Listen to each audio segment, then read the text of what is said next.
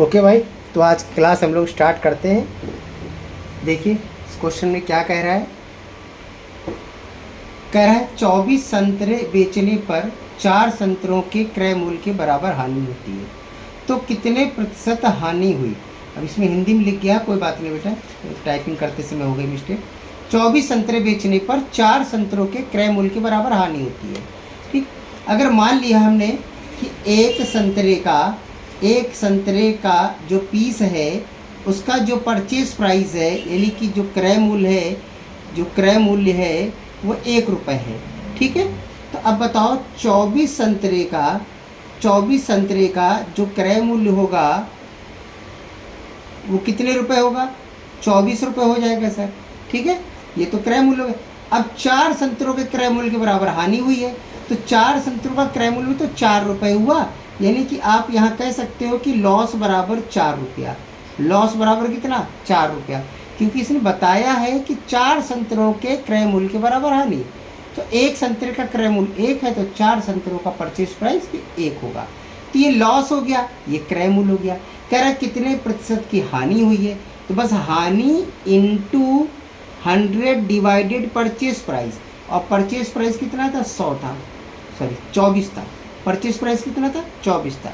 इसको काट दीजिए, 4 से 24, 2 से काटिए, 3 बार गया, 2 से काटिए, 50 बनाया, यानी इसका आंसर आया 50/3% का लॉस होगा ये। ठीक है, चलिए अगला क्वेश्चन देखते हैं हम लोग।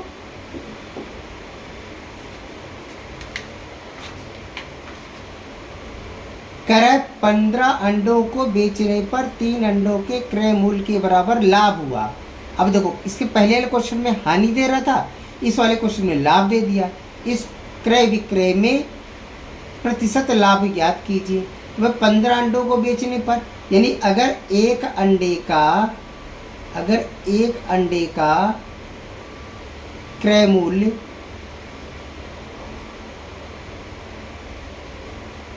1 रुपये है, तो बताइए 15 अंडों का क्रय मूल्य बराबर कितना हो जाएगा सर, 15 रुपये हो जाएगा। तो ये हमारा परचेज प्राइस हो गया। ठीक है, कह रहा 3 अंडों के क्रय मूल्य के बराबर लाभ हुआ है, तो 3 अंडों का क्रय मूल्य कितना होगा, 3 रुपये होगा। यानी आप कह सकते हो कि सर लाभ बराबर 3 रुपये, लाभ बराबर 3 रुपये। ठीक है, कह रहा क्रय विक्रय में प्रतिशत लाभ बताइए, तो बस क्या करना है आपको, लाभ गुणे 100 बटे क्रय मूल्य कितना था, 15, 3 बचे 15, 5 बिसाम 100, 20% का आपको लाभ होगा। ठीक है, चलो अगला क्वेश्चन देखते हैं।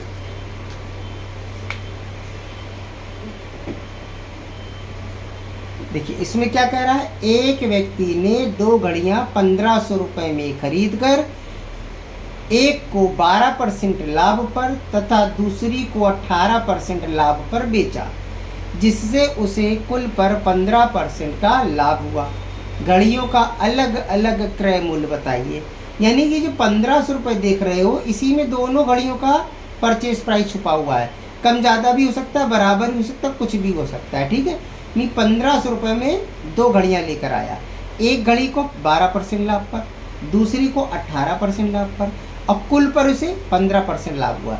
देखो जब इस टाइप के 3 परसेंटेज मिल जाए तो आप इसमें एलिगेशन लगा लीजिए, सबसे सिंपल तरीका है। एलिगेशन चैप्टर इसके बाद हम लोग पढ़ा देंगे। ठीक है, तो एक तरफ रखेंगे 12%, एक तरफ रखेंगे 18%। देखिए इस तरफ सिंगल रखते हैं, मतलब अकेला इधर रखेंगे, अकेला इधर रखेंगे, बीच में मिक्स वाला रखते हैं। जैसे एक पर 12% ये एक पर, दूसरे पर 18% दूसरे पर, ये सिंगल है ना। और कुल पर 15%, यानी कुल मतलब इसमें दोनों शामिल होगा, तो जो बीच में रखेंगे वो दोनों वाला रखते हैं 15%। ठीक है, तो यार रेट से कोई मतलब नहीं, सीधे माइनस कर दो। 18 से 15 गया, 3 बचा, और 12-15 यानी 15 से 12 गया तो भी 3 बचा। देखो यही रेशियो बनेगा। फिर से बता रहे, यहाँ माइनस करते समय ये नहीं देखना है कि इससे ये घटाना है, ये सर इससे ये घटाना है, बस बड़े से छोटा घटा दो, बस इतना करना है।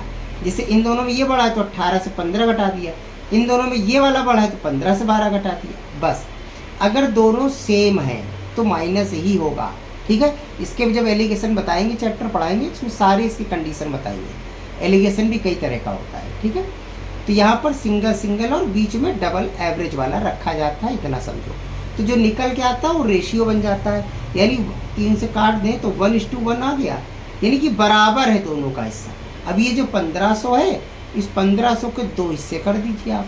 अब क्या रेशियो रहेगा, बराबर रहेगा, यानी कि 750 इसका भी हो गया और 750 इसका भी, यानी दोनों का परचेज प्राइस कितना है, 750 और 750 रुपये है। ठीक है, अगला देखते हैं।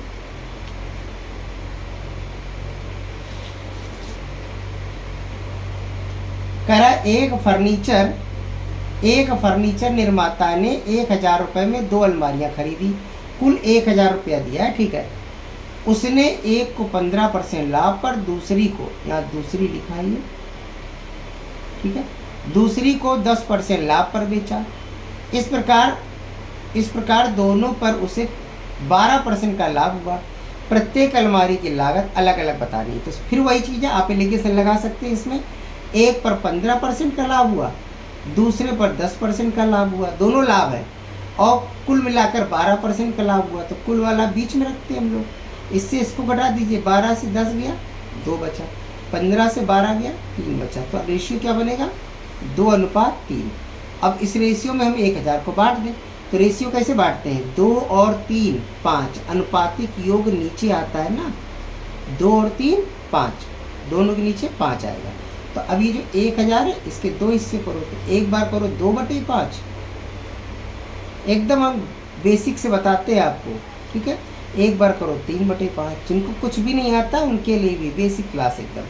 इसको काट दीजिए, 5 दूनी 10, 2 दूनी 4, यानी कि 400, 5 दूनी 10, 2 3 6, मतलब 600। ये दोनों का अलग अलग लागत आ गई, 400 और 600 रुपये। ठीक है ना, चलो अगला क्वेश्चन देखते हैं।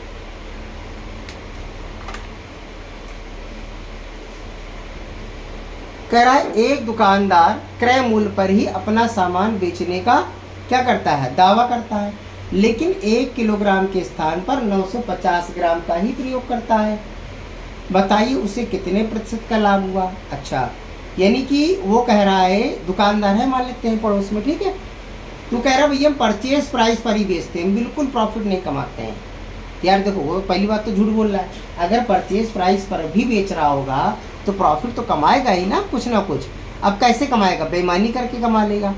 तो आपको या तो कम तौल का दे देगा, या तो सामान जो है बेकार होगा, कुछ भी वो तरीका हो सकता है उसका। ठीक है, तो यहाँ पर कम तौल रहा है। 1 किलोग्राम को ग्राम में बदलें तो 1000 ग्राम भी कह सकते हैं, बार बार उसी को कहिए, क्योंकि 950 ग्राम लिखा है इसलिए इसको भी ग्राम कर दिया हमने। ठीक है, 1000 ग्राम की जगह 950 ग्राम ही तौल रहा है। देखो है, यहाँ से चोरी कर रहा है। कितने ग्राम की चोरी कर रहा है बताओ सर जी, 50 ग्राम की चोरी कर रहा है, 50 ग्राम की चोरी कर रहा है, यानी पैसा ले रहा है वो 1000 ग्राम का, और अपने पास से सामान दे रहा है 950 ग्राम। इसका मतलब वो 50 ग्राम का उसका क्या हो गया, ये लाभ हो गया। ये क्या हो गया उसका, लाभ। अब परसेंट लाभ निकाल लो, लाभ गुणे 100 अब ये बताओ नीचे 1000 रखोगे कि नीचे 950 रखोगे। नीचे हमेशा बेटा लागत रखते हैं। क्या रखते हैं, लागत। हमने पहले दिन की क्लास में बताया था आपको, जब तक ना कहे तब तक आप लागत ही रखिए, परचेज प्राइस रखिए। तो लागत कितनी, उसके पास से कितना जा रहा है, उसके पास से तो 950 ग्राम ही जा रहा है ना, तो उसकी लागत तो 950 ग्राम पे आएगी। तो 950 ग्राम नीचे रखिए। ओके, अब 0 से 0 काट दीजिए और 5 से काट दीजिए, 19 × 95, यानी कि 100 का 19। बस यही इसका आंसर आएगा। ठीक है, ये मत सोचिए बड़ा गंदा है, लेकिन यही आंसर है। गंदा है तो क्या हुआ। ठीक, चलिए अगला क्वेश्चन देखते हैं।